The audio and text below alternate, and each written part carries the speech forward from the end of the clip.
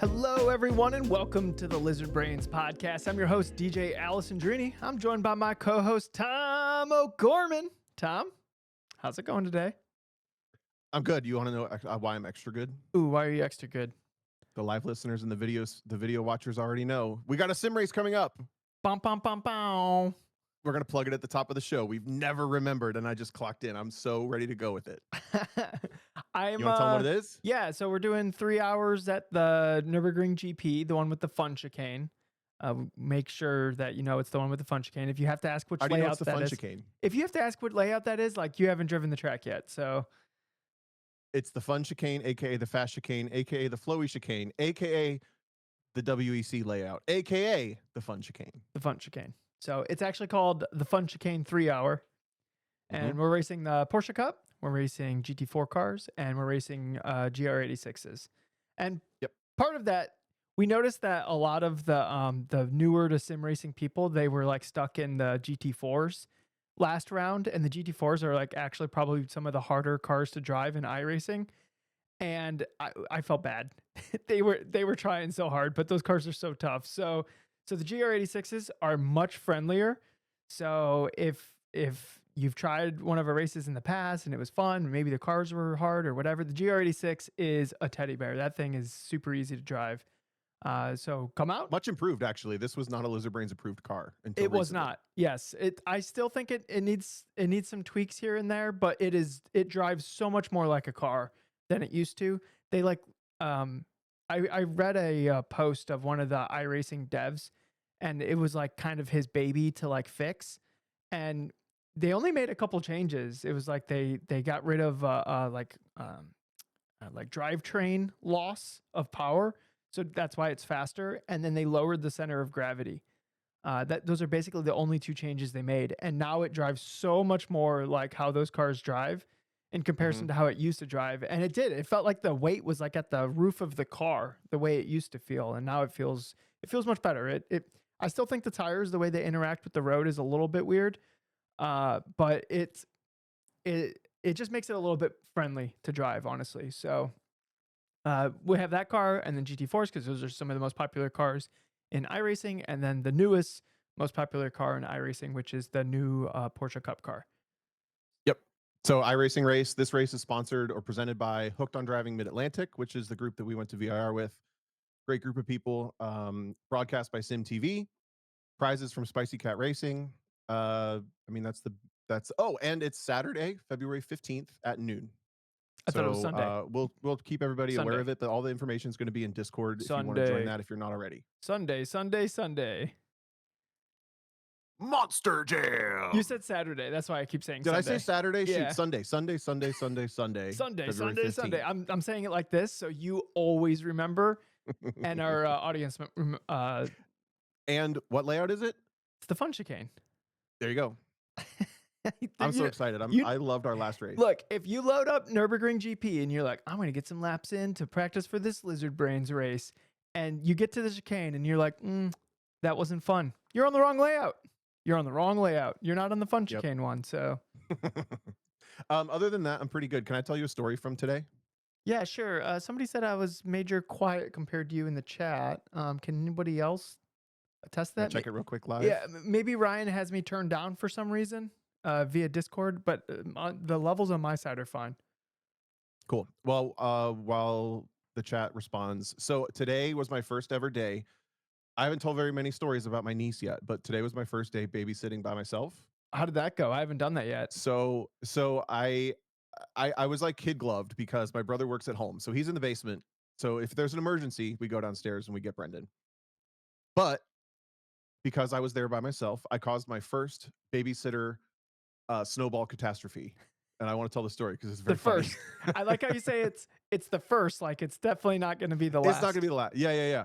So it's lunchtime. I feed her food. She gets some like veggie meatball type things and some fruit and some like couple of things. And then I'm cleaning her up and I take her in the other room and she starts playing and I'm cleaning up after her. But then I move in and I start playing with her and I forget there's some meatballs on the table. Then she wants to climb the stairs. So we go up the stairs and we climb all the way up and we're playing upstairs. And then I smell it. And because Brendan's downstairs, my brother, I decided that I'm just gonna go bug him, and if he's available, he can take care of the diaper. Yeah. So I go downstairs, and as soon as I open the downstairs door, the dogs come upstairs, his dogs. He grabs her and he's like, "Oh, this is like an explosive one." Uh-oh. Meanwhile, it clicks to me that the dogs are going to beeline for the food that I left on the table. And sure enough, as I run back upstairs, one of the dogs is chin up on the table trying to eat the last bit of the meatballs that I left behind. So we have an explosive diaper in the basement, a dog eating the food they're not supposed to eat upstairs. He runs upstairs with her. I'm yelling at the dog, go put it in the crate. He takes her and realizes this explosion is like not something to be dealt with on the table in her bedroom. It's a shower situation. Oh So my he takes God. her into the bathroom and he starts showering her. And all the meanwhile, he's laughing because he's like, this is just what parenting is like. I snowballed it from like dirty diaper to now the dog's eating the food it's not supposed to the diaper is exploded out of her pants. So he has to shower her off. And I just felt like this is the first of many uncle moments that that little kid and I are going to have together of chaos in my brother's life. I was just super amused. I wonder I wonder if my uncles and aunts and stuff had like uncle moments with me that I just never heard about. Where like, Maybe. Do any of them? How many uncles and aunts do you have? I have like almost a dozen oh, I don't really know or any more. aunts or uncles on my mom's side. So it's all Mm, on my dad's side. So just one uncle and one aunt. Unless you count the gotcha. marriage, uh, those are just the uh by blood. So I have two uncles and two aunts. Yeah. So Paul said that you think they're going to hear the story in 15 years on the podcast. I hope we're going to be on episode 17,000 or whatever that would be. yeah, I can't do math. no, that would be So yeah, I that's had we're gonna be mostly this old week has been men. about being an uncle. We're gonna be really old by episode 17,000. What's like 17,000 weeks into the future? That's so many years. Yeah, I don't know. What is it? 15 times 52? It would be it would be Yeah, our 17,000 50s divided by podcasting. 52. What if this is like if we keep podcasting for 15 years, we're basically going to be AM radio. We're going to be so old fashioned by then. Everyone else will have like a I don't know, a telepathic podcast that goes Oh, straight to their dude, head. I'm totally waiting for you know how like slowly we interact with computers because we have to interact with them via like a keyboard and a mouse. Like Yeah. when I have just a computer chip in my head and I'm interfacing with a computer just like instantly or as fast as my brain can do it, like, can you imagine how much quicker you'd be able to computer all the computers if it just went as fast as you can think? Maybe someday, but I'm not one of those people that you're one of the people that talks to your phone to get it to do stuff. I don't do that. That takes too long. So you're gonna be, look, this technology is gonna come out in like 25 years. I'm gonna have a chip in my head, and you're gonna be like typing on your phone, and I'm just gonna be like neural interfacing with my phone, like getting directions. Yep. Probably. Yeah. Okay. That checks. I didn't know I was a dinosaur until recently. I'm really a dinosaur. I do the line at TikTok. I haven't gone technologically further than whenever TikTok started.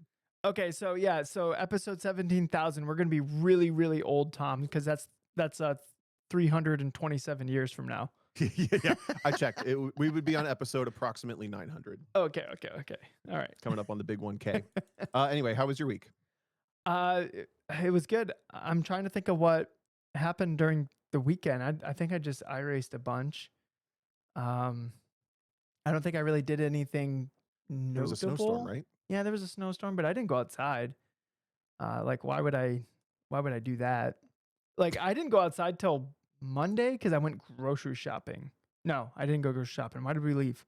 Oh, because I had a prescription at the drugstore and they were gonna put it away, so I had to leave the house so I didn't have to have them like re-prescription it again. I don't know. I don't know how prescriptions really work, but they said they were gonna put it away, and I was like, I don't know what happens after that. I Yeah. I abandoned my car at the dealership for like more than a month, and I went and picked that up today. Tom, are you proud of me? Picked up your what? So I dropped. Prescription? No, this is I jumped to a different topic. Uh, I picked up my car, the Mazda 3. We dropped it off at the dealer because it had a bad thermostat, which is like some like service bulletin, something. The car just won't get the temperature because the thermostat's like stuck wide open. And so it's like some service bulletin extended warranty kind of thing with Mazda. So I took it up there for them to like diagnose it and order the part. and they kind of just like forgot to call me. So I went out to, I like dropped it off, and then like a couple days later, because I work remote, so it's not like I use a car all the time. So I went out to the driveway to go somewhere and was like, oh, where's my car? Like, where's the Mazda? Like, and I was like, oh, that's right. It's at the dealership. They just forgot to call me. So I called them and said, hey, is my car ready? And they're like, oh yeah, we diagnosed it and we're just waiting on the part. You can come get it whenever. And I was like, oh, okay, cool. Thanks. And I was like, well, I might as well like wait a little while and while they get the part or whatever. Well, that was like a month and a half ago. So today I needed the car because I'm packing for my trip out to California this weekend, and I needed Mhm. some like pads and stuff that I use for driving, and that was in the Mazda. So I'm like, all right, we got to go get the Mazda. Uh, it was completely buried in the snow because it was I just in the bet. parking lot, and the snowplows, like, they're trying to clear out the lot so they can sell newer Mazdas, and it was completely buried and the battery was dead, and I was like, oh my god, like I shouldn't have left this car here for like a month and a half or whatever. So Yeah. that's what was happening before the podcast. It was me Gotcha. rescuing the Mazda so I could get two mechanics pads out of the trunk, Yeah. because I generally need those, being 5'7" and driving taller people's cars. So Right. yeah. You can drive a race car later. We'll get Yep. to that later. That reminds me of the strangest rental car interaction I've ever had. Someone called me after I'd returned a rental car like 3 days later, and they said, "Hey, do you still have rental car?" And then they like rattled off the number, and I was like, "No, I returned it 3 days ago at whatever XYB airport." This And this they were happened when like, we were at Lime Rock, did it not? I remember this. maybe it was, yeah. I mean, probably recently enough that it would have been in the last couple years. And I'm like, I don't know. I hope you can find it. I don't have it. But um, all this snow made me think, do you have any good stories from like driving in the snow, especially when you could just start driving? Were you like one of those people that was so stoked to go drive in the snow and do Yeah, donuts and anything? absolutely. But you know what? This might be one of the first times ever where it's like super snowy on the ground and I didn't just like I remember we were playing games and one of our friends, Kevin, uh we were like done playing games. He's like, "All right, I'm gonna go for a drive," and I was like, "Oh, where do you got to go? Like, what are you leaving your house for?" And he's like, "I'm just gonna go drive because it's snowy out." And I was like, "Oh my god, I used to do that. Like, I couldn't wait for it to snow because I would go out and like rip the e-brake everywhere." Yep. But In what car? What car did you have at the time? Your Mazda 3? Dodge Neon. Neon. Yeah, Okay. yeah, Dodge Neon. That's what I would rip the e-brake in, and then eventually, yeah, Mazda 3. I remember at one point I had before, so in between my first car, which was the Dodge Neon, and my third car, which was the like a 2008 Mazda 3. Mhm. I had a Lincoln Continental, and that didn't have a Nice. handbrake. It had like the foot, like a truck has, where like the e-brake's on the foot, and you have to like Yeah. release it. That took some finesse to do some drifting in the Continental to like push that thing down and then also release the thing. You didn't have the same Yep. finesse where you could just like hook your finger around the button and like actually control the rear. Uh, but you know what?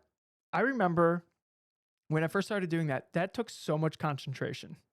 It took Mhm. so much concentration to do it. And I would like run into curbs and shit every once in a while and just be like, oh, good thing it's all snowy. Like, cause everything's like, a little softer than it would be otherwise. Yep. Um, and it used to take so much concentration. And you know what? I was like, I pulled the e-brake and like swung into the, like, how Taco Bells have, like a narrow channel for their car. So you can't leave if they're taking too long, which Sure. by the way should be illegal. Like what do we like? That is the most. What am I, a prisoner? Yeah, I no. Once you order, you're a prisoner, and then you can't back up because people are behind you. And then if they're taking their sweet ass time, you're just a prisoner. And what are you gonna do? Refuse the food when you get up there a half hour later? I could go on a whole rant. I think it should actually be illegal to trap you in the drive-through. I think anybody who gets in the drive-through and there's more than 2 cars in front of you is like, uh, that's like diabolical behavior. What are you doing? Like, what are you getting in a line Yeah, of a yeah. drive-through behind more than 2 cars? But That's sometimes, insane. sometimes you like show up at like 10 p.m. and it's Taco Bell, and it's not a Taco Bell you normally go to, and it's like a half hour, and you're just sitting there forever, and there's a car in front of you, and there's a car behind you, and you can't go anywhere. You're just trapped. You're just trapped. Fair enough. Okay, so your snow driving still led you to Taco Bell. Oh yeah, so Yeah, because got the it. because the Mazda was at the dealer, we had the Corolla, which has like an actual like handbrake The Mazda just has a little button like most new cars do. Yeah, those suck. My Civic had the same thing, the Yeah, loaner you from can't Honda, drift and with it that. just like You can't drift I with don't it. know what it does. It seems like it locks down all four It corners because does, it doesn't it? will activate, but it just goes straight, and it feels like the whole what like transmission is grinding almost. It's just like really, No, really violent. that's Like the ABS. That's the yeah, ABS. So yeah, I look. I tried to drift the Mazda today actually, and yeah, it just all four. It just goes straight. You can't get it yeah. to. And I like tried to pitch it and do it, and it just like straightens up and goes straight, and it actually slows down pretty quickly. And I was just like, well, I guess if it's an emergency brake, it is doing a good job at that. Like the other one really wouldn't do anything. Let's be No, honest. no. Um, all it was good for was sliding around in the snow. But I think for the winter, I'm gonna have to just drive the Corolla around everywhere because that is a much more entertaining car in the winter.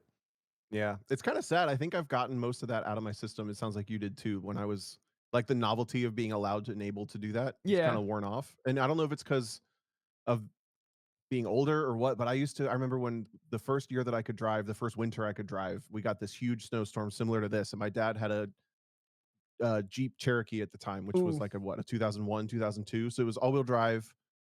I had my Civic, but that was no fun. It had the e-brake and I could slip a little bit, but he let me yeah. go drive it just for fun. It's like, "Dad, can I take your car out?" And my brother came out and filmed me doing a bunch of it. And I remember at the time thinking it was the coolest thing to come off the cul-de-sac, like do a donut on power in the all-wheel drive Jeep, and then like come off the cul-de-sac with like some opposite lock on power. And I have the video, so it's still on Facebook. I was going so slow, and I thought that was the coolest thing in the freaking world that I Yeah, could do that. And like, but I remember it taking so much focus, and then like just the sensation of coming off a corner with opposite lock under power yep. was so foreign to me at the time. Like it just felt like superhero behavior. But then like one time I overshot a little bit and I was skating towards a stop sign and I was like, oh Ye no, no, no, no, no, no. And I yeah, didn't hit yeah. it. But You know what? You know what took so much concentration, and we just have like such a more just like a better understanding of this is the especially with the front wheel drive like e-brake slide is you need the appropriate amount of momentum where you can get the slide and you can keep the slide and you can like carve the trajectory of the corner yep. where you can kind of keep it sideways and like have the front like dragging it like through like so you have What like the about the proper but it's the momentum in which is like the hardest part to dial in correct? and What not about the thing where like when you're inexperienced like that? Me anyway, I didn't know if you could be on the throttle and hold the e-brake at the same time. So I like was nervous to like combine inputs oh dude back then. no I was just confused which one did what end of the car like I would pull the Yeah. e-brake and then I would overgas it and then I would the next time I got to do it because I would only do it like you know, I'd be like, "Ooh, oh, I got away with that one. I'm not gonna. Ooh, okay, that was the one time this drive." And then, like, I don't Yeah. know, like 3 weeks later, it would snow again, and I would do it one more time. It's not like I was out there like grinding it out, like learning the intricacies of like this e-brake thing. I thought I was gonna get in trouble. You know what I mean? Yep. Yep. Yeah, Paul asked if I still enjoy ice race. I loved ice racing in Wisconsin. yeah. I want to This go is up this different. year, but I think I'm missing it right now. But yeah, I'm saying like the novelty of being allowed to just go drive on snowy roads has worn off. I just stay in my house now. But if I can go ice racing, all Yeah, about it. that's different. Because well, that's So also there's some amount of hooligan that's gotten out of me. yeah. Also, that's like a competition. You know, it's yeah, a level of execution when it's just like bombing or like just dorking around on roads. It's not the same. How about I kind of have this theory that makes me a little nervous of the back roads, public roads thing, because when you're minded like we are, lizard minded, lizard brained, lizard minds podcast. Come The on. lizard minds. When you're lizard brained like us, okay, that can only go one way.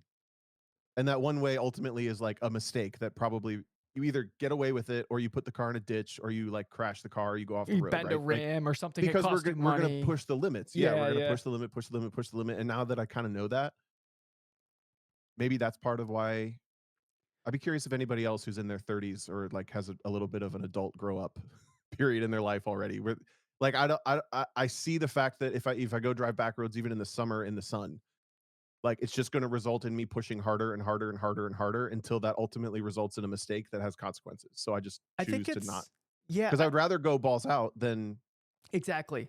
putter around, you know? So yeah, I think it's we get our enjoyment of driving, like pushing the limits and like finding the absolute limit of what is possible, right? That's Yeah. where we get our kicks.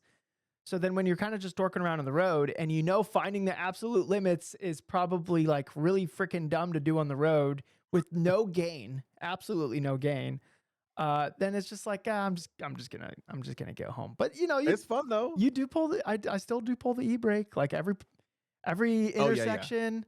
Like if I can go sideways through a whole intersection, like I'm talking like intersection with like lights and people are also at the stoplight.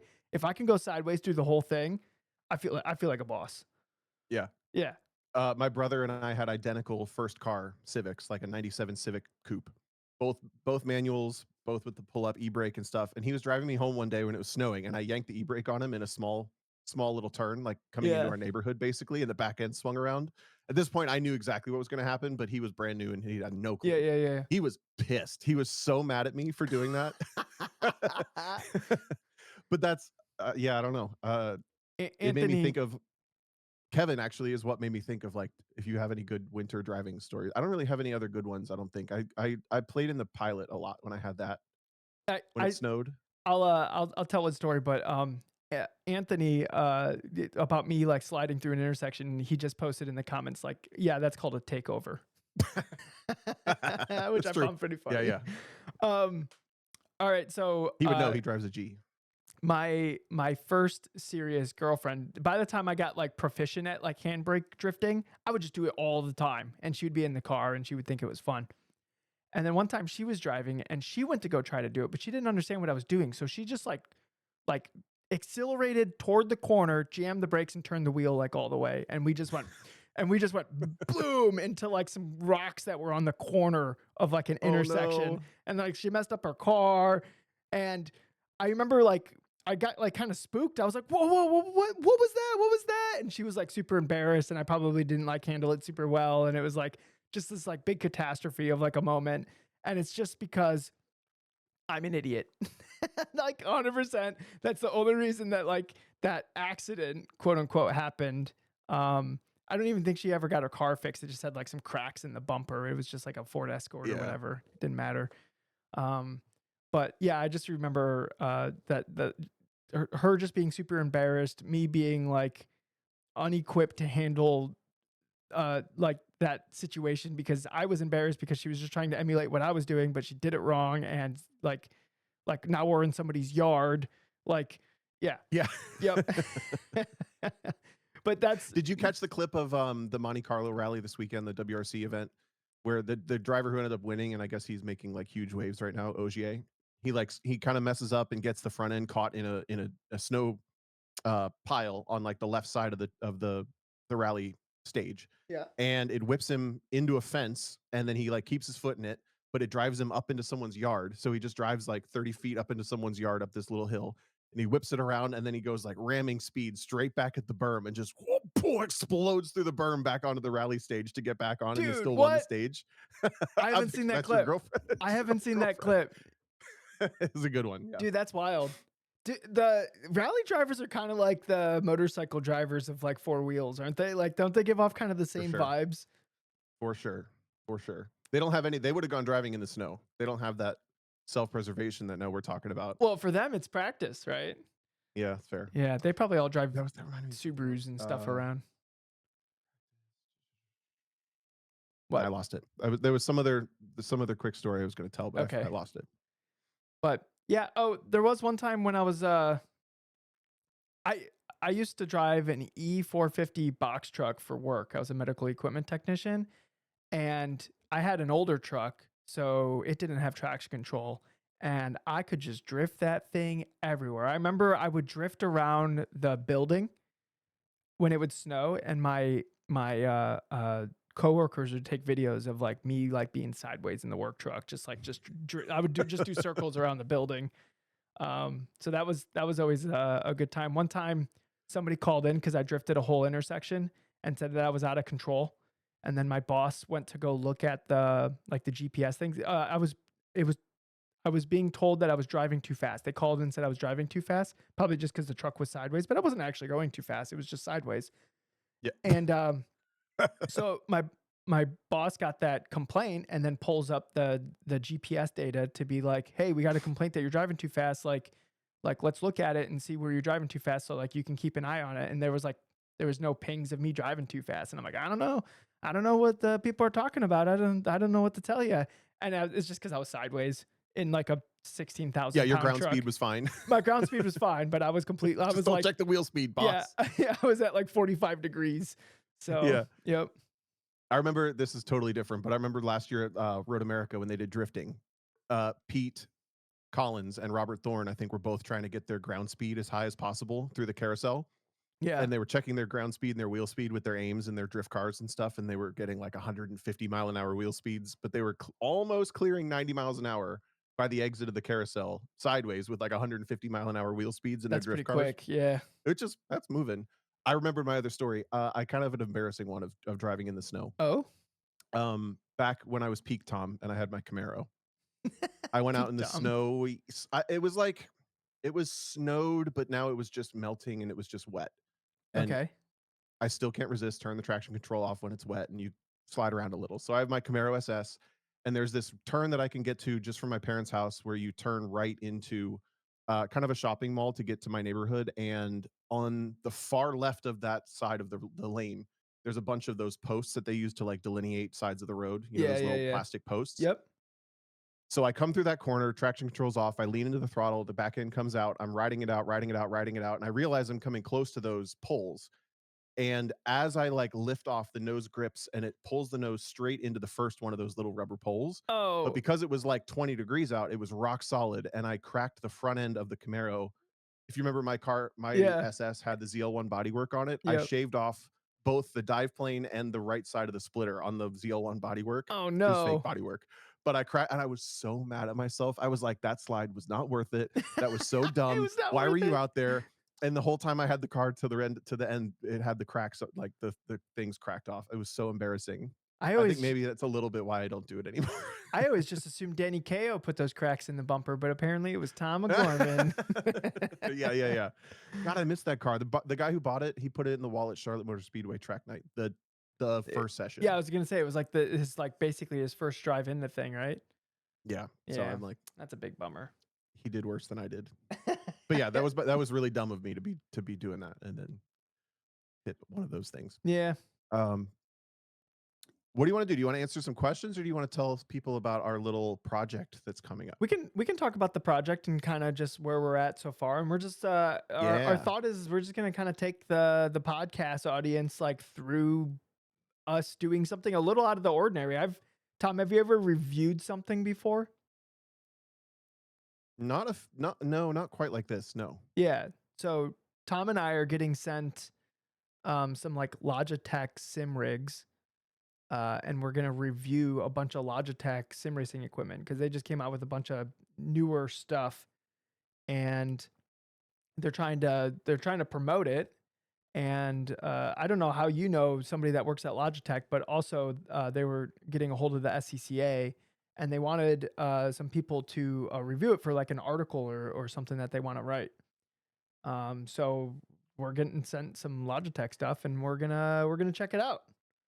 Yeah, I don't want to burn what we think of it until it's going to be an article that comes out over the next, I don't know, it could be months, but we thought it'd be fun to share it on the podcast, at least if you're listening to the podcast, that it's happening. And then we'll, keep you posted on when the article is coming out. But it's going to be really interesting because they have two different sim rigs to send us. One of them is a fold up, like kind of portable one, and one of them is a little more permanent, but we're also getting a direct drive wheel each. Some, I don't know what the pedals are. They're, what do you call them? Load cell pedals, Yeah, they're like a like shifter their handbrake setup. yeah, they're like their entry level load cells. And actually like so I've already done a bunch of research on all this equipment because I just kind of I'm like nerding out to they don't have as many specs and details as like other sim racing equipment. Like I don't know what the slew rate of the wheel is. I don't know what like The what the slew rate, Tom. Try to keep up. Okay. Uh your face says it all. I'm Uh so annoyed. If this is a word that could be another word and it's just a made up word, I don't what is it? I don't know. Well, the slew rate is how Like solenoid? no, that's just A that's made up word. Just use the word that's a it's a solenoid is just a valve that's connection. electronically controlled. Right. So don't call it this made up word that no one That's knows not what made that is. up. Call it a solenoid is a valve. thing. No, All because right. the So valve's different. what's this word? It's called slew rate. It's basically Okay. how quickly the like what the frequency of like communication between the wheel and the computer is. It Okay. matters for like the responsiveness of the force feedback. The bit encoder that's used to keep track of like where the motor is, like I have no idea My God. what that is. Like I'm trying to do research in the thing, so like I know about the product we're about to review. Well, that's the angle I think is good. Is like I think I'm a good enough type of person, and you're a let's figure this out type person. I want to know all the details. And I literally could care less. Yeah. But that means my standards are low. So I think we're going to have this really interesting, wide-ranging. Like our sim rigs are exactly our personalities. Like my sim rig is completely good enough. I have no complaints about it. It is what it is. It works every time. And your sim rig is constantly evolving, and you're constantly figuring out new ways to make it just a little bit better, a little bit less what I would call latency, but apparently it's called slew. What is it? That's a different thing. Fine. So that's You're what I so think we're Tom actually is really so good for. annoyed Maybe this could be like a already. whole new thing where we review, but like we're catching this wide range of feedback, but both of us know what we're talking about. So I think it's going to be really interesting to. I mean, it could end up like I use this thing permanently. I'm kind of anticipating ending up using it permanently as long as it's reasonably solid, as long as it's not flimsier than what I have. No, I kind of have high hopes for what we're going to get to try. the rig you're getting is actually looks relatively solid, especially in comparison to what you're currently using. Yeah. What you're currently using is probably about it's probably even more flimsy than what I'm getting, which is a foldable rig. And I got some opinions on foldable rigs, and I want the audience to chime in because I would love a different opinion than what mine is. And to me, a foldable rig is basically manufactured garbage because and hear me out. Because if your setup requires you to like unfold and like set up your rig every time, you're never going to do it. It's basically like a really annoying video game controller. Like can you imagine if you had to like do like 5 minutes, we're being nice. It's probably like longer than that of setup for your controller every single time you wanted to like sit down and play a video game, you just would play it way less, right?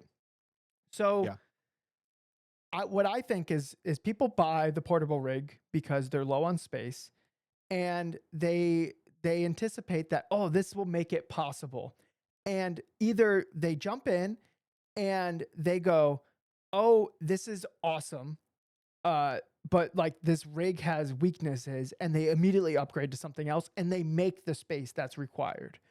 Or they go, okay, maybe it's not my thing. And then the rig just goes into a closet and it's folded and it just lives there forever. And that's just how it is. Yeah. I did talk to one person who said that like space was a major constraint for them and they would have it, they would fold it and unfold it and fold it and unfold it. And then eventually what they ended up doing is they just got a smaller desk. So they would make a little bit more space in the room and then they just got a permanent rig. So like they did fold it and unfold it for a little while, but they still went to a permanent rig. So what like my advice for anybody that wants to buy a foldable rig is just get a normal rig because a foldable, it has so much caveats. It's gonna be so much more flimsy. Like what you gain in being able to like fold it up is you lose so much more than like, for example, like the rig that Tom's getting. Do you remember what it's called exactly? So people can Google it if they want to. Play seat Something. X something. I don't know. Um, I don't want to burn too much of specifics because it's going to be in the article. And that's like a little yeah, true. But foul play. But like you could lift that up and like tilt it and like lean it against something. And it's not Okay, so here's a question. Go ahead. I think what Sam just posted a picture of is maybe what you're getting. That is what I'm You getting. you have no option for a sim rig for whatever reason. Your options are a desk like what I'm sitting at, you're sitting at now, with a wheel bolted to it, the pedals up underneath you. Yep. Or a foldable rig. I would do desk 100% I think of the desk. time. I would 100% That's of the how I time did do the the first desk. 10 years almost. Yeah. That's how I started. I did the first like, I don't know, 6 months with the wheel clamped to the desk. And then when I needed to use the computer for not sim racing stuff, I just unbolted the wheel and kind of set it off to the side and would use the computer for Mhm. normal stuff. The pedals just Yeah. basically live down there. That's just like kind of where they stayed. And yeah, the desk. I mean, the desk is going to move way less than some foldable sim rig. Just Yeah. mount it to the desk. Get a chair. I would shove socks in the wheels of the chair so it wouldn't roll around, and then it was fine. How did I do that? Some people just take the wheels off their chair. Yeah, now I can't remember. When I was getting started, there was like my parents had like one of those rubber mats down where the chair would roll super easy. Hmm. I don't remember how I locked myself in, but I did drive on basically an upright desk mounted wheel and pedals for not 10, 5 years, let's say. Yeah, and I think that's probably how most people start. And I think Dude, there are people driving in the back of their trucks, truck drivers driving in the back of their thing I after their know. their shift is done. Yeah. I've So you seen can that. make it Those are work. super cool. That's why I think it'll be really interesting because we've basically driven it all and we have different expectations, or I don't know if expectations is the right word. Demands? Hopes? I don't know. Hmm. So it'll be kind of fun to see, like, we're comparing. We essentially have like 5 or 6 different things to compare. We have your rig, my rig, both of these different rigs. All the rigs Uh that I've driven on, I've driven on a lot at this point. yeah. Yeah, Diego Post, he has like a Thrustmaster wheel like clamped to that desk looks a little flimsy. The foldable rig might be a little bit more hefty than He that still desk. drives on that. What? No, he doesn't. Yeah. It was. See, no, you're trying to mess with me. I was gonna say if Diego's as fast as he is on, and you can be quick. Like I won in a Assetto Corsa league, with a wheel bolted to my desk with the monitor pulled up like to the base of the wheel or whatever. Mhm. You can still be plenty fast on that. But what would happen with the desk mount is I would be hurting my back because I would be trying to put in like super long hours into the sim, and I just like ergonomically wasn't in a good spot. I remember when I finally got a rig. It's because I went over to Ito's house and drove on his rig and noticed that like after driving for a half hour, I wasn't hurting when I got up, and I was like, oh, that just felt like I was in a car because the Mm. ergonomics were like a car, which is like obviously going to be better than whatever I was doing. It was like destroying me. So that was the push where I spent, I don't know, I spent like $350 on like a more like permanent rig. And that was my rig until I got a direct drive wheel, and then the direct drive wanted to rip that rig apart. It was too flimsy, so I ended up getting the Lumistrut rig that I had for I don't know, like 6, 7 years. Right. Yeah, so I mean, I hope we didn't tease it too early. If y'all don't hear about this for a couple months, it's because the article isn't coming out yet. But this will be a fun little project. It'll probably go into the summer before you hear a full update about it. But your little Lizard Brains podcast hosts are becoming reviewers, professional reviewers. Look Reviewers, at us go. yeah, Yeah. we're reviewing a single slew of Hey, of equipment. yeah. If Hey, anybody else wants to send us stuff, we'll try it. yeah, we'll try Portia, it if you're out. I listening. got opinions. Who else? Uh, Porsche, what else do you want to try? Porsche. Yeah. Any Porsche models. Chipotle. I'll Chipotle. try That could be a anything. good one. Yeah.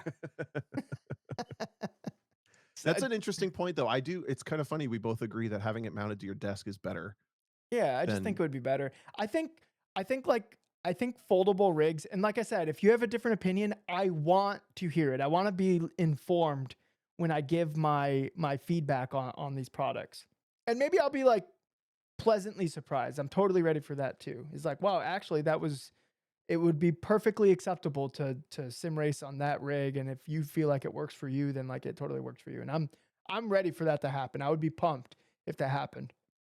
But I've Are you been gonna on come down and try the solid rig? yeah, I'm gonna come down and try the other one too, because I don't think I think I'll have to mount the wheel to the desk to get an actual opinion on the force feedback, because Yeah, I don't think the foldable rig will be. slew.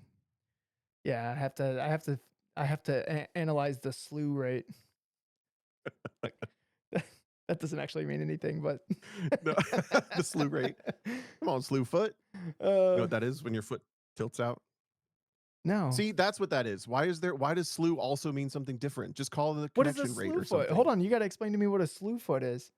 Slew foot is like, when you're standing if you're quote unquote normal, your feet point forward, maybe a little bit out from each other. Your toes point away from each other just slightly. Okay. Slew foot is like when one of them points like way over here, That sounds like or toe out. maybe both. Then you're double slew footed. Yeah, it sounds like toe out. That's why. It's toe out. Yeah, it's toe out. Yeah. Sam asked if I'm gonna mount the wheel to my sim rig to make a direct comparison. My sim rig is front mount, and I don't think the wheel that we're getting sent can do front mount, or at least don't. I don't think the bolts line up to where it would, and I don't have a good way to do like a plate mount to mount it to my rig. If I could front mount it, then I would take the time to mount it to my rig, disassemble a bunch of stuff to do it. But there's no way to mount that thing to my rig unless I ordered a bunch of stuff and changed like where all my screens are and the ergonomics of the entire thing. And it's just like, I'll just mount it to my desk. I can form a valid opinion playing with the software and the hardware and stuff, like it mounted to a desk, especially like it's a pretty rigid desk. We forgot about the last part of the challenge. Well, the challenge part of the project. So I've always said that Tom has a tough time with like some of the more nuanced, like more punishing cars in iRacing, like the GT4 cars, because his rig is too flexible. And so he's going to get used to this newer rig, which is going to be way stiffer than his current setup.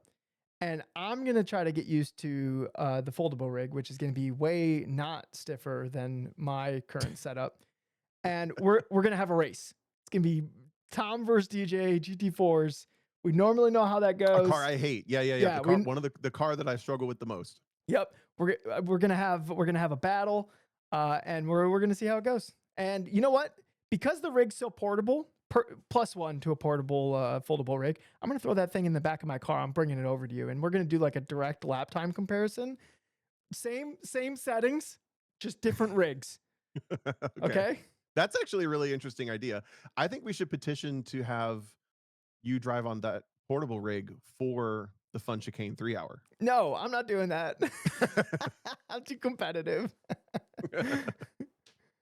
I do kind of like the idea of like a portable rig. Can you imagine if you could just throw a sim rig in the back of your car? That would actually be kind of cool. I did. I literally every year when I would go live with the Hollises from essentially February through mid-March, I did that for like 4 or 5 years straight. Yeah. I would put my rig in the back of my car. I would drive to Texas. I would set my rig up in their spare bedroom, connect to the internet. I would do the Bathurst 12-hour. One time we were at COTA for a, I think, World Challenge race. And Kenton Cook was in town. We were still teammates at the time, and he came over to the Hollises and he drove on my rig, drove some practice laps for Bathurst while I was living down there. I literally drove this sim rig around the country like multiple times so I could play when I got to the other end. Yeah. Maybe, you know what? Maybe I keep the portable rig because it's portable and I could just sim race wherever. You know, move over, Max. It becomes your lawn chair at the track. People pulled out their foldable lawn chairs. I pull out my foldable sim rig. Oh, I like that. I like that. I'll just be in VR sim racing while everyone's like sitting around, like socializing, like playing Whiplash or whatever. I'm just doing laps. Yep. Or we'll donate it to Alex Peel for the Gran Turismo challenges. The Finger Lakes people and / I don't remember. Yeah, I remember you like that was Alex's stuff that we drove on, but I don't remember the rig. Was that a folding chair bolted to a folding table? Oh yeah, that's right. Yeah, you know what? Yeah, maybe Alex Peel will end up with the foldable rig just for solo nationals. Or Alex said he might not come around as much because he's having a kid. We'll have to find somebody else to haul the thing around. Maybe we'll get with SCCA because it's affiliated with SCCA. Yeah. And we'll throw that rig in one of the National Tour trailers or one of the road race trail, one of the ones that drives around the country, you know, and then we'll just have we get a PlayStation the Lizard 5 Brain Sim Race Challenge at every place we go. Yep. Oh, I kind of like the sound of this. I think more real life events should have a sim rig set up for hot lap challenges like that. Oh, absolutely. Yes, definitely. For the downtime. That would be cool. It would be cool to do that for like to narrow down, like, you know how we've talked about like the single rental car bracket at Solo Nationals? Yeah. Like maybe that's how you narrow it down. It's like come over to the sim rig, like top 8 times, you get entered into the rental car bracket. You know what, Tom? Okay, this might be a little ambitious. What if we did that? We could. The I Lizard don't see any Brains, reason we couldn't. the Lizard Brains rental car challenge, you have to set the at least the 8th fastest time on the whatever sim setup that we determine. We run the competition from like specific time, so we're not stuck there all day. You have to. You know, I think should get in on this for some reason. I feel like this is right up Jay Bullington's alley. Oh, absolutely, yeah. Maybe we'll hit him up. We'll throw it in his rig. Yeah, I mean, honestly, like teaming up with him would be perfect because the party's always like in his like area, anyways. So, but I think in order to, because I don't want to sit at the sim rig all day, like, and I don't think it's gonna be fair to have somebody like operate the thing all day for like all of Solo Nationals. So we would just set up like blocks of time to do it, and it would almost be like test and tune courses, like test and tune passes, where you like sign up for like a time spot, and if you think you're gonna need more than one time spot, then you have to buy 2 time spots or 3 or 4 or whatever. Mm-hmm. And we have however many time spots. We set the price accordingly, and then like those are the time spots, and that's like who gets to like try to enter into the thing. And then we can like, you guys can't say we don't dream big. and then this whole thing is spiraled into. And then we can donate the money to like some charity that like we both would believe in or something like that. And then and you know, to also pay for the rental car and stuff like that. So Right. yeah. So I don't know. That'd be sick. Maybe it could even be my rental car, and then I'm just like, here you go, guys. Yeah. it's how I get my rental car paid for while I'm at Solo Nationals. Yeah. But yeah, that'd be fun. Oh, wait. It would be fun. How am I going to get a sim rig across the country if I'm also in a rental car? Yeah, I would still have to drive out there. I would just also have a rental car. And we would need the SCCA's position to like take over one of the courses for a little while. One of the courses? What do we? Oh, right. Yeah. Or we don't, and we ask forgiveness. Or the we challenge runs from 11 p.m. to 5 a.m. Or like Sam said, we just do it on the practice course. Yeah. Yeah, which would probably be. I would love to do it on like the big course though, like a rental car, like on the big course, because they're just so much. The Solo Nationals courses is, oh yeah, everyone knows the practice course. That's good. That's a good point, Sam. Okay, well, we're gonna workshop this a little bit more, but I kind of, yeah, I kind of like this idea. I'm kind of falling in love with it. I'm finding uses for a foldable rig. On our timeline, this will be happening in about 3 years. 2029 Solo Nationals. It's happening. This will be put together. It's happening. I don't know. We got to find. I don't want to transport the computer. Honestly, the rig's easier to transport than the computer, so I'd have to figure that out. I don't have a small computer. Yeah, I was always more stressed with that too. Yeah. Screens was the most stressful part. Yeah. I think we would just do VR. No, because then everyone's sweaty in it. I don't know. We got to figure it out. There's too many details. Ew, germs. Gross. When I worked at the kart track, that reminds me, there was a woman who came in the day after her son raced and he had lice. And she was pissed. She wanted to know how we cleaned our helmets. She wanted to know how lice could happen. So we looked it up, and lice takes like a week to pop up from whenever it's contracted. Yeah. So we're like, scientifically not possible. You got it from here, but also we clean them this way every single day. And That's tough because you have like an emotional mom. How are you going to explain to her how head lice actually works when she like fully believes it came from this other place? Yep. But also, shame on you for bringing your head lice son into the go-kart place. Now I know, really. Yeah. We were like, well, what helmet did he wear? He's had lice for a week. Yeah. Oh man. Luckily, it never came up. Did you ever have head lice as a kid? Did you ever have head lice? No. No, I had it. I had to get a buzz cut. I had such long hair. Had to get a buzz cut. Now I just live with a buzz cut all the time. But I remember it was so dramatic. Had to get my hair cut. How old were you? I don't know. I think I was in like an elementary school, or maybe like in the like 6th grade. It was a very long time ago. But I only just started wearing hats like 3 years ago. That's probably how I dodged it. Yeah, I don't even know where I got it from. It's whatever. I remember the shampoo was stinky because you'd have to get your hair washed and stuff. I wonder what the percentage of people that catch head lice once in their. I remember my sister caught it, and that was a whole thing because she didn't want to have her head shaved. Right. And so they had to like shampoo and like comb her hair like as often as you could to eventually get rid of lice from her. I remember that was a whole thing. Yep. Man, that's kind of gross. Lice is kind of It is gross. gross, but I've never even thought about it. I never had this. Never Yeah. went through this life experience. I didn't think it was that gross when I was a kid. It was just kind of annoying. But like thinking about it now, I'm like, that's kind of disgusting. Yeah. Yeah. It's like all these bugs are living on I my don't know. head. I spent the day with a 15-month-old. There was a lot of disgusting stuff that happened That today. is true. That is true. Yeah. There's Uh, just things that are slimy, things that are sticky. yeah. She put my she we went to lunch and then she put her fingers in my mouth out of the blue and it just Oh, tasted like orange. She was luckily she did eat oranges during lunch, but I was oh my like, god. ooh. Ugh. Gross. I hate like fingers basically. Like I think fingers are disgusting.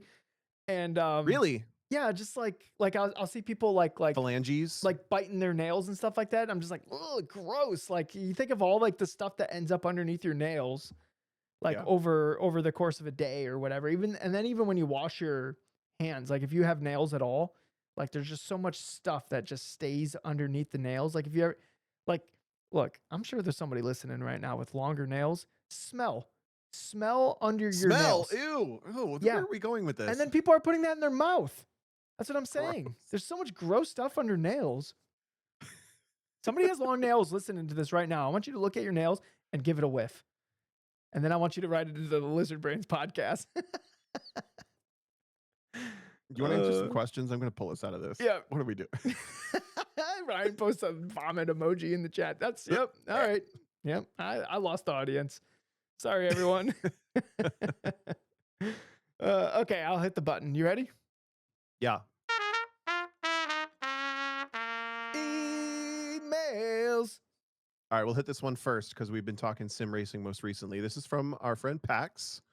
Pax, first of all, I don't know if we said this, but we missed you. We're glad you're healthy. Yeah. He just recently got back behind the wheel after heart surgery. I'm airing his shit out. Anyway, this is I from don't think he Pax. had surgery. Did he? I just a heart attack, maybe. Yeah. I'm gonna keep moving. Which is I its whole healing had a bit process. of a sim racing renaissance recently. I switched from a VR to a 49-inch widescreen, and it's made a huge difference. There were some initial teething pains, but those have been dealt with, and now I'm a lot more comfortable in the car and building pace. But here's the problem: I'm an autocrosser. I'm sorry, he goes on. I'm an autocrosser with no real interest in wheel to wheel in the real world. Therefore, I lack racecraft. What's the most efficient way to learn how to survive in the pack, then make moves and make moves? Is doing reps and officials? Is it reading a lot of books? Is it one-on-one instruction from a pro? I feel like there's 10 things I don't know that would move me up 5 spots at the finish, and then there's 10 more things that would move me up further. Where do I find these things? And also, what the heck? Calling back to the Christmas episode, DJ thinks he's having a heart attack and it's heartburn, and I thought I had heartburn and I had a heart attack. There it is. I must have done some wicked stuff in a past life. Thoughts? Great question. Yep. I'm surprised. Actually, the part of this that caught me off guard is that I'm an autocrosser with no real interest in wheel to wheel. There's That's a an lot of interesting approach there's because sim racing is inherently one of the most like communal, like you do it against other people type games. yeah. There's no storyline. There's no characters. It's like literally it's just you getting in the rig and driving against either fake computers or another person. That doesn't necessarily mean that somebody like people could have their own reasons for not wanting to do wheel to wheel. Like maybe it's just the Yeah. expense, the danger of it, the other stuff. Like they might enjoy wheel to wheel in sim racing because there's a reset button, there's no expense, it's not dangerous. Um, but you know, the people have their reasons why they don't want to do wheel to wheel. Yeah. I have kind of I think my answer is going to be a little more abstract than yours, so I'm going to go first. Okay, go I ahead. think learning part of learning racecraft is learning to understand what learning to foresee what will happen based on your knowledge of what would happen if you were in someone else's shoes, let's say. Yeah, So yeah. the most basic version of this is if you're in a train of 10 cars, you can't all brake at the same brake marker, or you're when that compresses down from top speed on the straightaway to the apex speed, there's not going to be any space for everybody. So learning to assume or learning to operate off of the assumption that, for example, if I'm in a train of a bunch of cars, I have to assume that the person at the front of this is going to brake at the brake marker that's roughly the same as mine, and I have to account for how many cars behind them am I. Therefore, where do I lift off? Where do I brake? what does that compression, that ebb and flow look like? Yep. And I look at it very much like I talked about musicality before. I look at it as very much like a push and pull kind of thing. Like every time I am following somebody, I might have to lift off and break a little earlier than they do. But then my goal is to get a run on them through the corner. So, I give them a little coming in, but then I maybe take more coming out. And that helps me eat up some distance between them. But I have noticed a thing across people who struggle with racecraft that they haven't been made aware of that. Like, here's how to operate off of the assumptions. And the assumptions are simply whatever you do.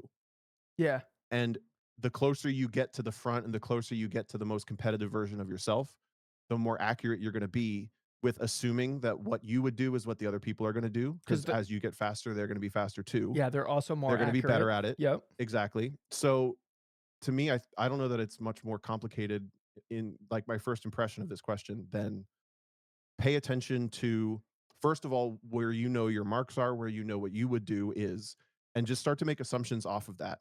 And assume that if someone's right in front of you, you're going to have to lift a little bit early, but then do something with it, right? You eat some of that space up through the middle of the corner, eat some of that space up through the exit. If you're side by side and you're going through a corner, if you were on the outside, what would you do? If you were on the inside, what would you do? Okay, now I'm in that position. What do I assume that other person's going to do? At the absolute root, your only job is to leave them space to exist. But real racecraft comes in where if you can assume somebody around the outside is going to try to carry more momentum, all I have to do is leave them a little bit of space at the track out point.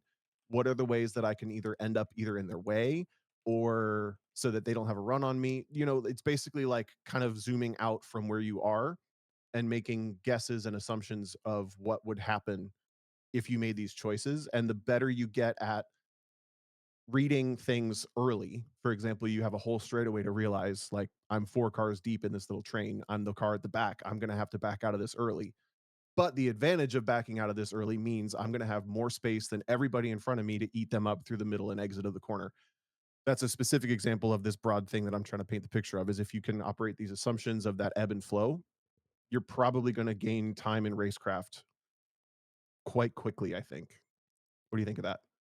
So one, I want to point out something that might seem obvious, but I think for a lot of people it's not 100% obvious. And the people that you're racing around, assuming that like qualifying happened, are generally about the same skill level as you. So they're going to be just as accurate as you are. If you're super accurate and you're super consistent, then the people around you are also probably going to be super accurate and super consistent.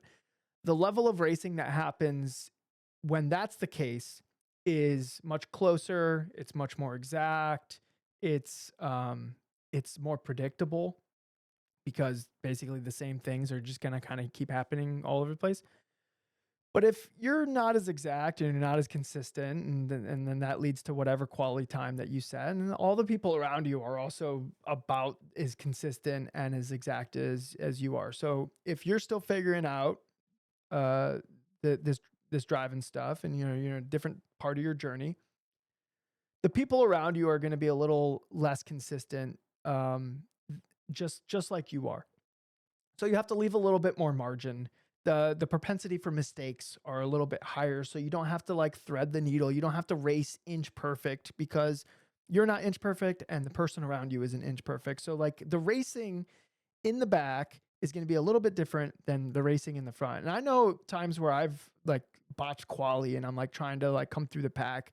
Sometimes when you're racing against people that like, like Tom was talking about, like you're trying to predict what the person's going to be doing and you're kind of basing it off of like what you would be doing.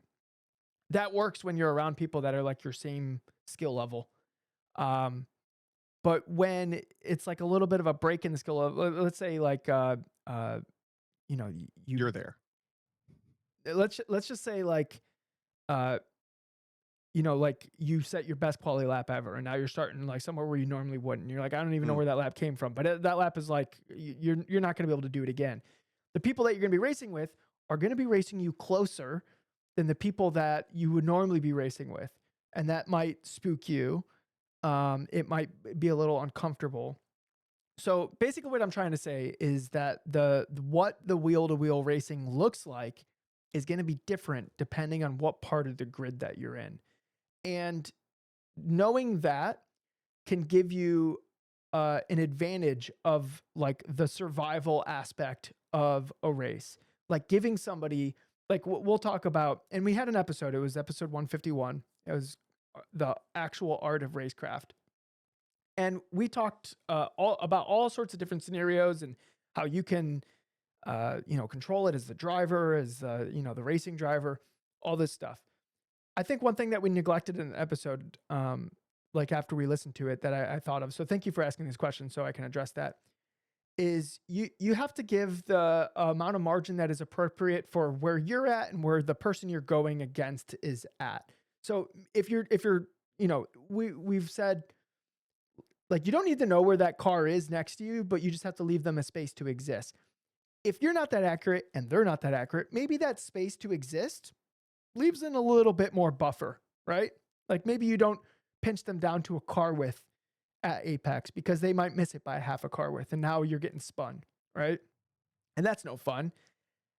And I would try to recognize where you're at with that margin so you get more practice with the racecraft, because if you're constantly getting involved in incidents and then you're just driving around by yourself with a damaged car, or you collect them and then they spin and then you don't get to race against that person, then you're missing out on that learning, that experience of like the racecraft and the ebb and flow and how it works, and you're robbing yourself of the potential of all this learning that would happen if that person was still around you to be able to play and figure out this racing stuff. Because really, at the end of the day, it's going to be the reps. It's going to be the repetition. Yep. That's what makes iRacing so great, is that you get the repetitions and you get to see scenarios over and over and over again. And at some point, you just have this innate sense where you're like, I know exactly how this is going to play out. And then Yeah. and then because you have so much bandwidth, because you just automatically know, you didn't have to think about it, you can plan accordingly. You can position your car in a way that affects the radius of the corner, but doesn't impact you as much as them. So now you get a better run off of it. Now you're side by side and in the next corner, but you've positioned your car appropriately where you have the advantage through this corner. And then like that's the racecraft. But you Yep. have to survive long enough to get the reps in and the practice.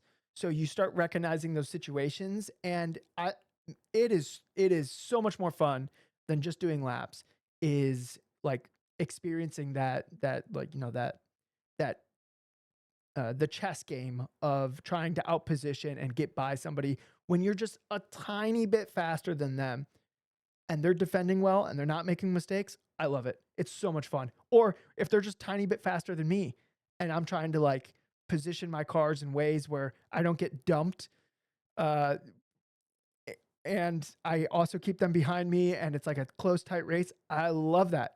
It's like you have all the stresses of putting together the best laps that you can with the extra stress of trying to not get outsmarted or trying to outsmart the other person. It's the best fun. It's so much fun. Yeah. I try really hard when I'm commentating to point out, especially when there's not maybe a lot of side by side action, but you can tell that everybody's just on it and they're essentially doing qualifying the whole time, where you're Yeah. putting in those perfect laps to make sure that you don't get the opportunity, the door opened on you, the punt. Yep. It's like, this is the most intense version of racing. I know MX5 Cup at Daytona looks intense because it's like 17 cars bump drafting side by side every lap.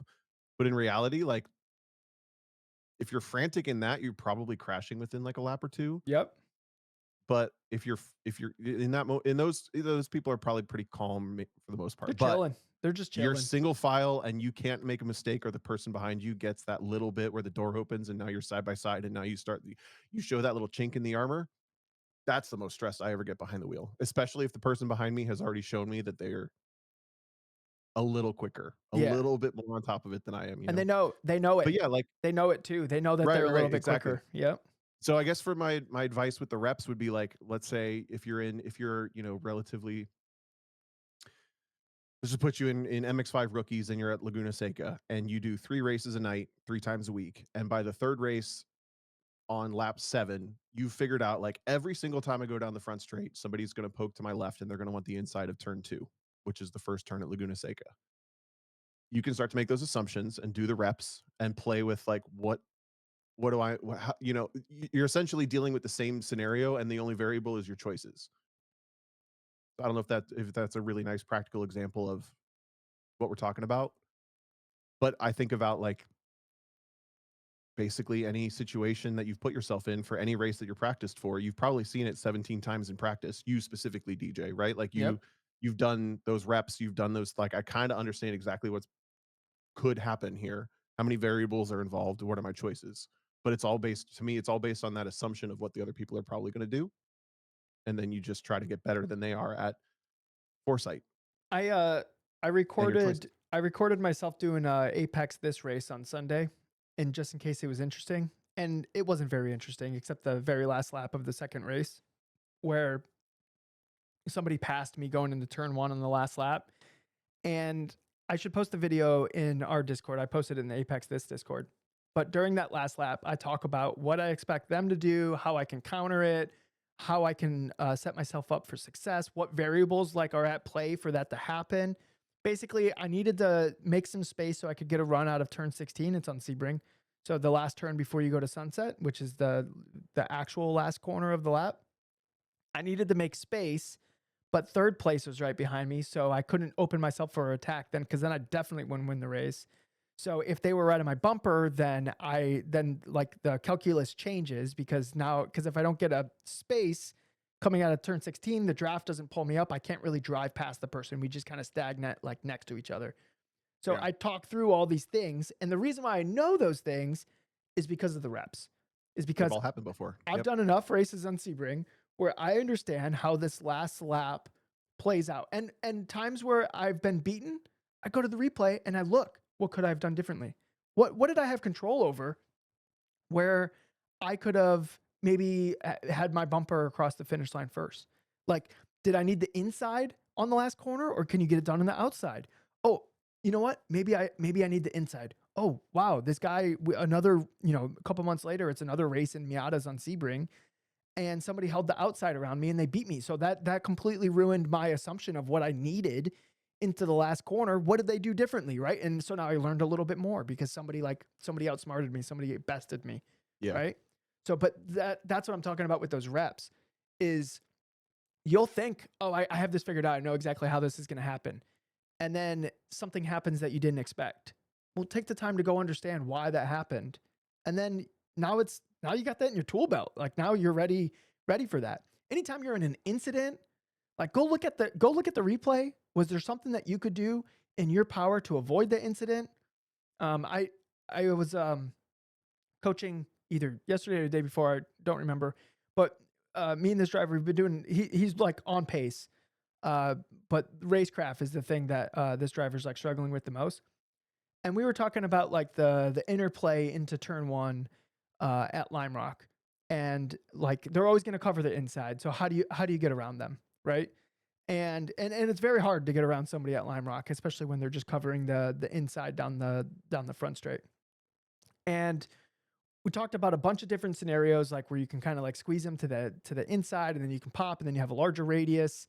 What that would look like, what they would have to do to counter it, all these different aspects, like where you can poke and prod them, like elsewhere in the lap and stuff like that. And we had all these conversations based on watching the replay of things that didn't work. And I've done enough races on Lime Rock where I kind of understand what kind of does work. But during that conversation, we were just having all these different ideas of ways to position ourselves differently that might impact their ability to maximize the corner, or maybe we could trick them into thinking that they're safe. Or here's a good one. I find in Miata races, when you go defensive, people attack you. But if you don't go defensive, people tend to not attack you. It's like this weird psychology thing. So, like for instance, like if you're in second place and you're keeping up with first place, and then first place goes like track left to open up the next corner, and you stay track right to like hold the middle. Well, the person in third's going, Well, I don't know why he's defending, but You're holding me up. apparently, yeah, but apparently now I need to attack, right? And it's not maybe something that you wouldn't have thought of until you start to understand, like, oh, anytime I defend, they attack. But Yeah. they don't always attack when I don't defend, especially in like a drafty Miata race. If it's like Right. if the draft isn't that much at play, if somebody's like right on your bumper, they're probably setting faster lap times than you. They're just gonna attack you, and Yeah. maybe on some level you shouldn't fight that because if they're going faster than you, like you're not gonna hold them behind you forever unless you can hold them behind you till the end of the race and you're not catching the person in front of you, right? Like there's other things at play, Yep. but I want to reiterate though. I mean, we got in the weeds, and that's all super good to think about. But at the very like the highest level, zoomed out, it yeah, still is making assumptions based on what you know, and then it really all boils down to just momentum, understanding momentum. If you break a little bit later, you're going to be going in a little faster. You're going to come out a little bit like there's just a basic understanding of if you actually Adam in the chat made a great point. The mentality of staying on track has changed sim racing for me. I was always too aggressive in the past.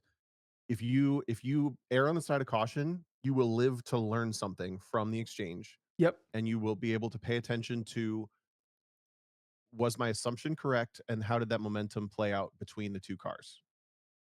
That's like That start there, I think, that and being then said, you can zoom in on specific cars and tracks and the way those scenarios play out that we're talking about now.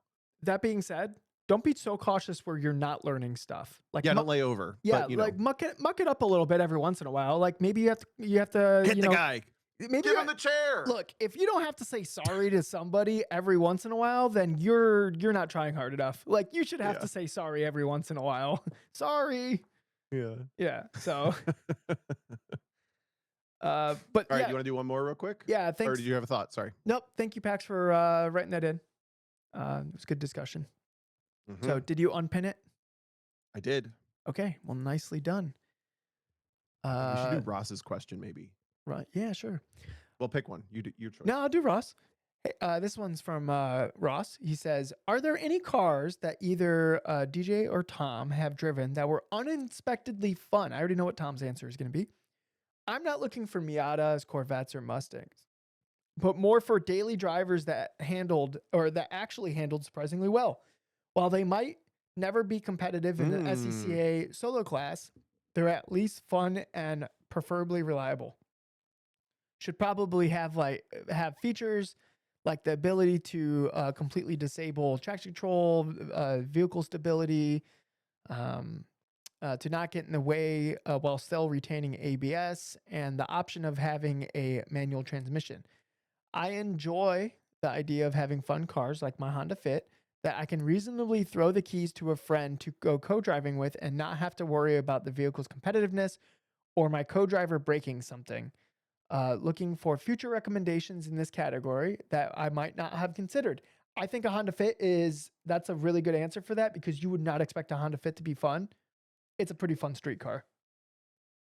Streetcar. Oh, interesting. See, I'm kind of considering still consolidating, and I thought about a Fit, and then I remembered how slow they are, But and I think I like genuinely think that a car that slow on the road with someone like me driving it would probably be. you have to ring it out. You have to That's what I'm saying. I would be so tired of ringing it out. Where I thought this was going, like, what are just the most random fun cars? He's actually asking for a recommendation. I mean, yeah. what do you think I'm going to say? Three, Uh, 2, 1. Crown Crown Victoria. Vic. Yep. Yeah. Okay. Clocked me. The other things that popped to mind, the best rental car I've ever driven on a racetrack, period, was a Chrysler 200. What? Really? Yeah. It Did was so did it like tip in on it's entry?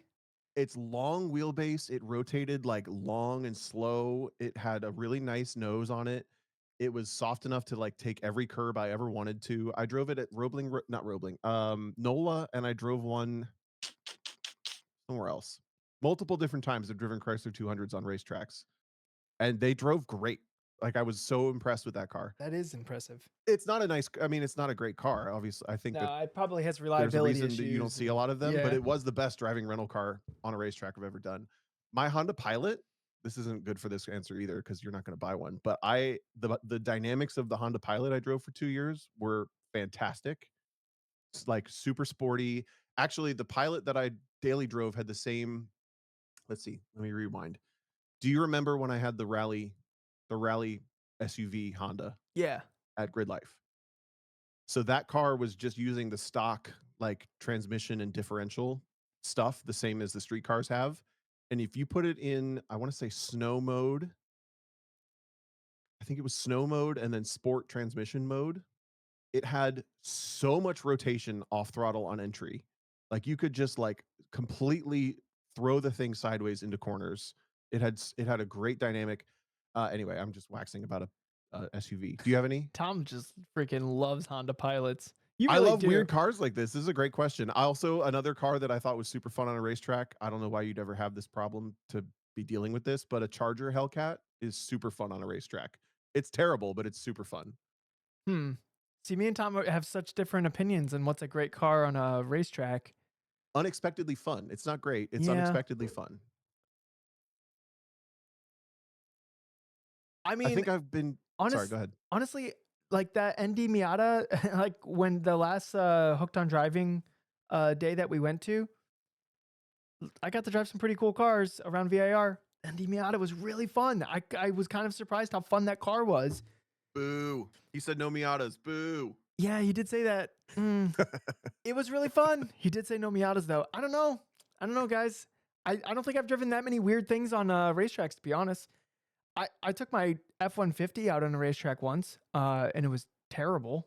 But like you would expect it to be terrible. Yeah. I had a V6 Pontiac Fiero at an autocross school once, and it was surprisingly good. Massive liftoff oversteer, Yeah. like unbelievably so. Oh, But I know the fun. perfect answer. Go ahead. Yeah. Oh, a Toyota MR2. Like the Spider.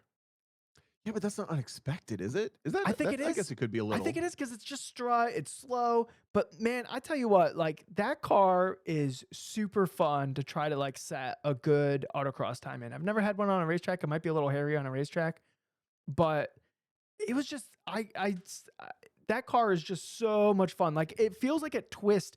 You know, like in Grand Theft Auto, like the cars turn from like the middle of the car. You know what I'm talking about? Where like the front and the rear tires, like oh yes. yeah. That's how the MR2 drives. Like when you have the weight on the front, it feels like it turns from like the middle of the car, like it just twists like from the middle of it, and that is just like nailing that and like getting the exit correct, where like the trajectory, like once the rear squats and it kind of like squats and you kind of like push out of the corner and ending up at like the right trajectory on things. Just feels good. And you wouldn't think like that those cars would be anything special. But yeah, I think those are really good cars. I think they're a little too expensive right now. If you tried to find one used, they're like 10 grand. They're not worth 10 grand. No. But if you found one that like for some reason was on fire, like Andy Smedgard did, and you got it for like less than $3,000 or whatever he ended up paying for that car, that's great. Like they drive so much better than they should. I also, this is probably just a Tom thing again, but I think both the S195, nope, SN95, so the mid 90s Mustangs and the equivalent generation 4th gen Camaros are both way underrated for how fun they are. They both of them somehow the front end like responsiveness peaked for both Ford and Chevy in those muscle cars. I've never driven one of those cars in that era. They have so much front end, and then they like the back can't keep up, so that's what makes it fun.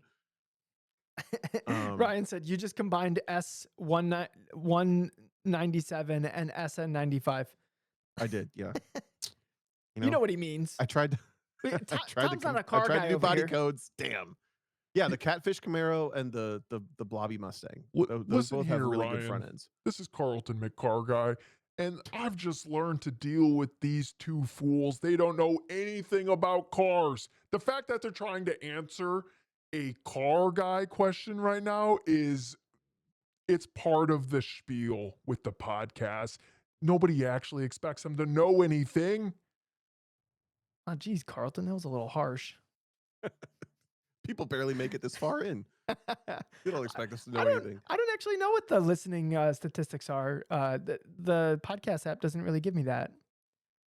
I don't know what the average listen time is, to be honest. They could all fall off in the first 10 seconds. I don't know. Yeah.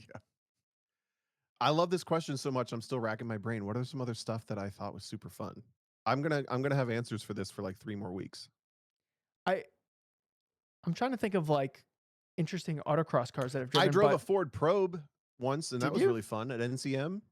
Yeah, our friend Cody and Steven, who I don't know if they listen to the podcast. They're in the Discord, but they let me drive their. It was a purple Ford Probe. It was okay, pretty good. I mean, it was track prep though. It was like caged and all that stuff.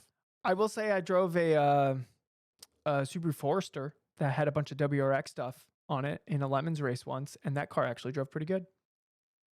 Oh yeah, Yeah, it was actually pretty I've fun. actually I never thought to ask you if the car was any fun. I just remember Yeah, you telling the no. story of no one else wanted to drive that much, so you did like 8 hours of the 15. No, everyone saw the win. Everyone like saw like that it was possible, so they just kept Yeah. throwing me in the car, which was like the most fun scenario.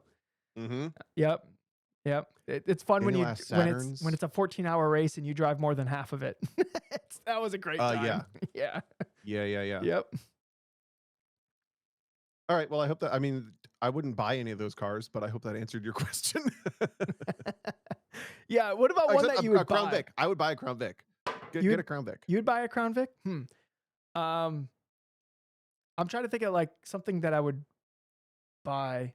You know what? If I found the right priced MR2, maybe. But then I'd rather just have an NC Miata. It's hard to get away from Miatas and Corvettes, Ross, because for what they cost, they're pretty good cars. Yeah, there's a reason they are the go-to. So if you want to get away from that, then you're going to get into some other things. I think after that, a twin. I think twins are the new Miatas. Like the future generation. A Grid Life friend, George, I want to say Stephanopoulos, but that's a news person. Kustambartis, I think, is selling a twin on the West Coast for $7,000. It's a salvage title, but it's I like saw it, nice yeah. and running and everything. I was like, someone fly out and get that. I'll go. It's in Colorado, right? No, LA, I think. SoCal. Oh, I saw another one that was cheap. Yeah. At least I think that's where George lives. Yep. It was an SSC car. All right, what are you doing this was it? weekend? It was an SSC car, wasn't it? I thought you hated those, No, Tom. I think it's just a street car. Oh, it's just a street car? Okay. This weekend. Tomorrow I'm getting on a plane. Today's Wednesday. And DJ's having a fun weekend, y'all. Wake up and listen to this.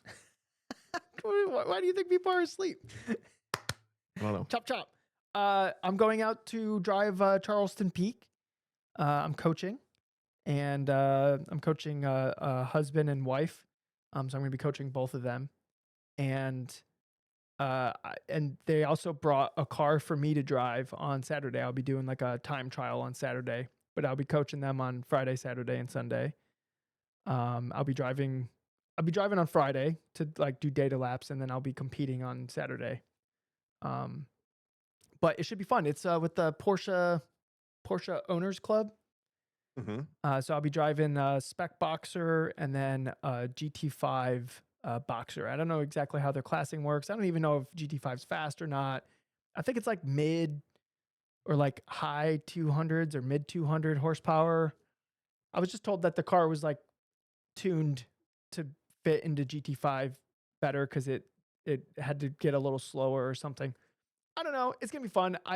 It's the middle of winter and I get to go drive Porsches around a West Coast track. That sounds great. I'm super psyched for it.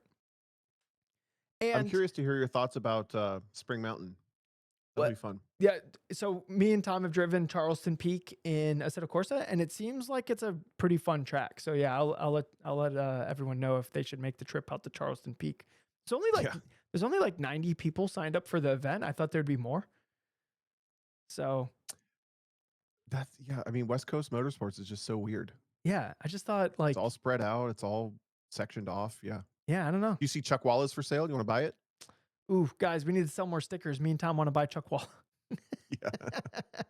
How many That'll stickers? be super fun. Yeah. So it's two. Are they both the same generation Boxster with the kind of blobby headlights? Spec Boxster and the other one? I don't know. No, I don't know. Guys, he researched that sim rig that he's getting until he was blue in the face. He doesn't know what Porsche he's driving this weekend. It's gonna drive like a car. It's gonna be fine. Yeah. That'll be fun. Yeah, I think that would be a good time. It's always fun trying to turn sim laps into real laps like as fast as possible.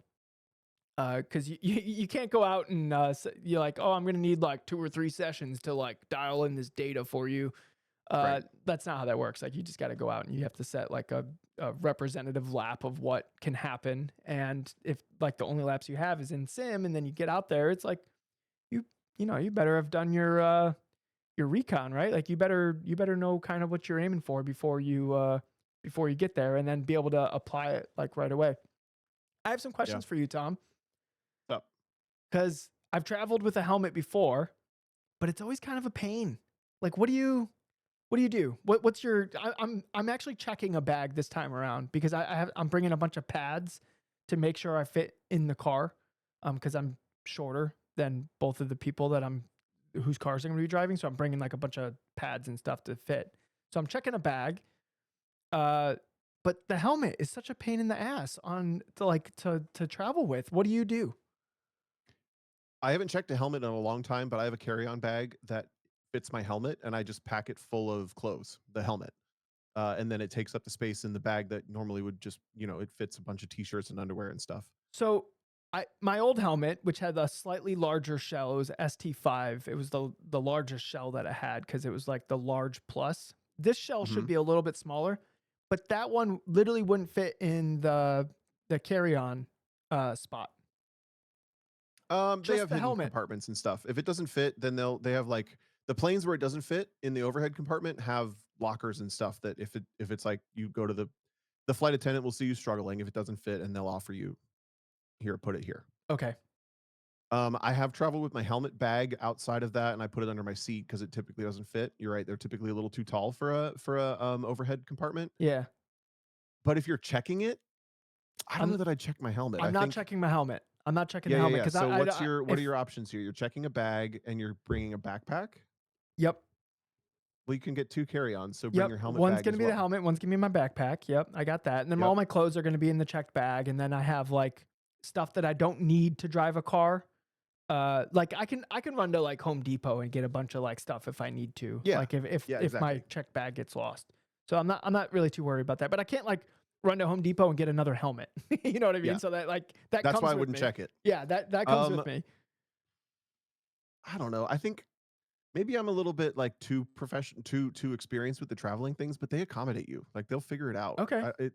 I know a lot of times people think that they'll just like make it your problem. I've heard this rumor that people are checking the TSA people are like checking your checked bag size before you even get through security. I've They're seen making that. you put it in the thing. Yep. I've literally never seen that. If they're Really? doing that, I've never had that problem. Maybe it's So just I because I'm kind of taking think these cheap honestly, the flights. people that's happening to, I think you're asking too many questions and you're acting like you don't know what you're doing. Like that's all I can assume. Like act like you know what you're doing. I've walked through security with 3 bags before.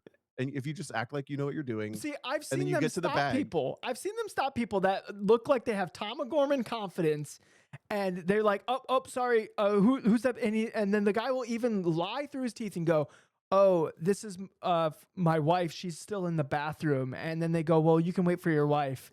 And then he has to like figure it out. And he doesn't have a wife. He's just lying. He's lying. That's where I think see that this whole joke where you make eye contact with the cashier and now you're getting their life story. They made eye contact. They did something that engaged that TSA person that they got They like looked you got guilty. seen They somehow. look You got like guilty. you need to Yeah, fly under yeah, the yeah. radar, act like you know what you're doing, get through there, and Mm. then they'll accommodate you once you're at the gate. That's kind of what I do. Yeah. Okay. Does that make me a bad person? I don't know. I don't know. But you'll be totally fine if you just have a backpack and your helmet. Worst Okay. case scenario, the helmet goes in one of the lockers that they'll put it in the back or the front or the locker or whatever in the plane or under your chair.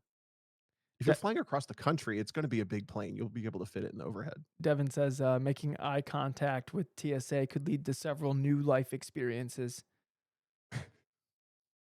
I'm a headphones on when I get past Like the the security threshold checkpoint. of the curb.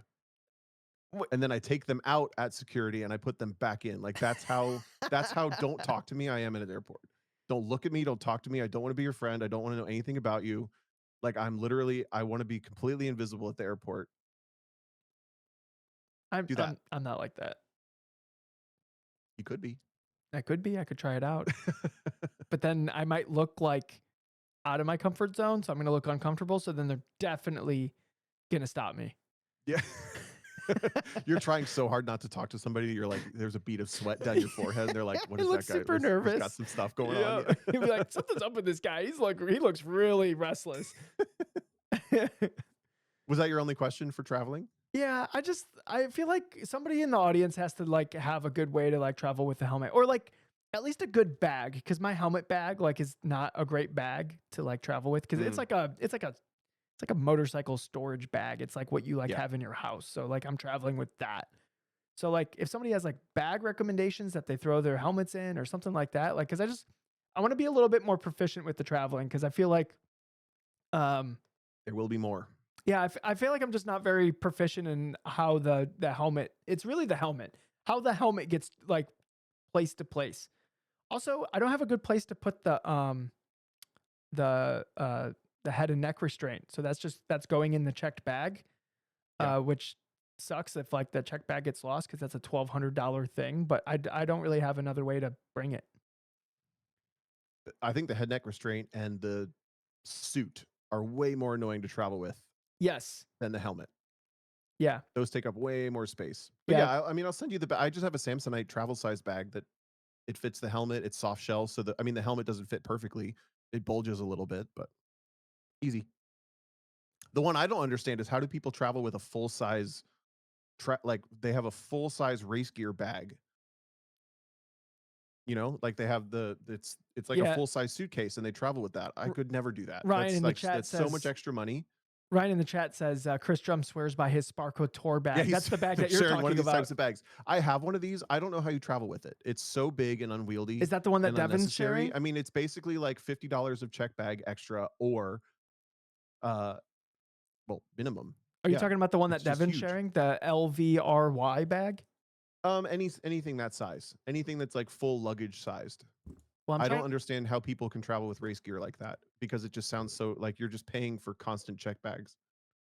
Yeah, I don't want to. Oh, this bag does look really nice. This is how people end up with them. Hey, I got to go in a couple minutes. Okay, it's $350 though. All right, never mind. That's Yikes. crazy Yeah, for Jesus. a bag. It does seem That's very the nice. same price as some nice custom headphones. Yeah, it is. Yeah. Wow. Oh, look, it has a spot for the Hans device. Oh man. Oh no, I gotta close this webpage. Oh, that What was if it had a dangerous. blower built into it, so you put your helmet away, but then you can like plug the bag in and it blows air through it so it doesn't get gross? Yeah. This is my $1 million idea. I have no major plans this weekend. My grandma's 90th birthday might be happening, but she is also borderline medically not able to be there. She's doing okay, but otherwise, I'm going to see some family. You should bring the birthday party to your Uh, grandma. We're going to, for no Okay. matter what, we're going to bring the party to her. But Okay, instead good. of being like 100-person party somewhere, it might just be like we go to her. Okay. I think that's kind of it. I don't think I have anything major going on this weekend. Okay. Have fun this weekend. I'm proud of you for getting this coaching job, and I think you'll have so much fun, and I'm glad you get to drive. Yep. I'm pumped for it too. Keep your phone on, because I might have aim questions if all of a sudden the like start finish is in the wrong spot and weird shit like that. I already told. Deal. Yeah, my client was like, "How are you with aim?" And I was like, well, "I'm perfectly proficient at like finding lap times, but if something gets broken, I have to go to Google." And he was a little nervous about that. I'm just being like 100% honest. It's like, Yeah. I didn't write the program. Like, there's so much that aim can do, and I know it can do those things. I just don't know how to do those things. So, but I'm pretty sure you know how to set a new start finish line, right? I do. I've gotten basically everything I've ever needed to do down. Like I've run out of new challenges over Yeah. the last couple years. I Be- know there's because way if- more that I don't know how to do, but they're because- not like coaching related. Because you figured it out when they came up, right? Exactly. Yeah. So okay, that's Here's basically the what I trick is explained. he won't know. He'll know less than you. So if you kind of act like you know where to find things, and Yeah, you I fumble like being around with honest it, though. I'm just like, look, I know, I can tell you where the time All is. this last 20 minutes of this podcast just made me look like a horrible person, fumbling my way through the airport, lying my way through coaching. All Just look, if something weird happens, I might have to Google it. That's basically all I said. I'll be up. Call me, Okay, good. text me, whatever you need. Tom's my Google. Yep. All right. All right. Well, we'll end the show here so Tom can go do his other thing. All right. Well, thanks for joining us, everyone. Yeah, thanks for hanging out. And also, DJ, when you're at Spring Mountain this weekend. Not only do I love your hair, but tell Chris I love his hair and I hope he wins.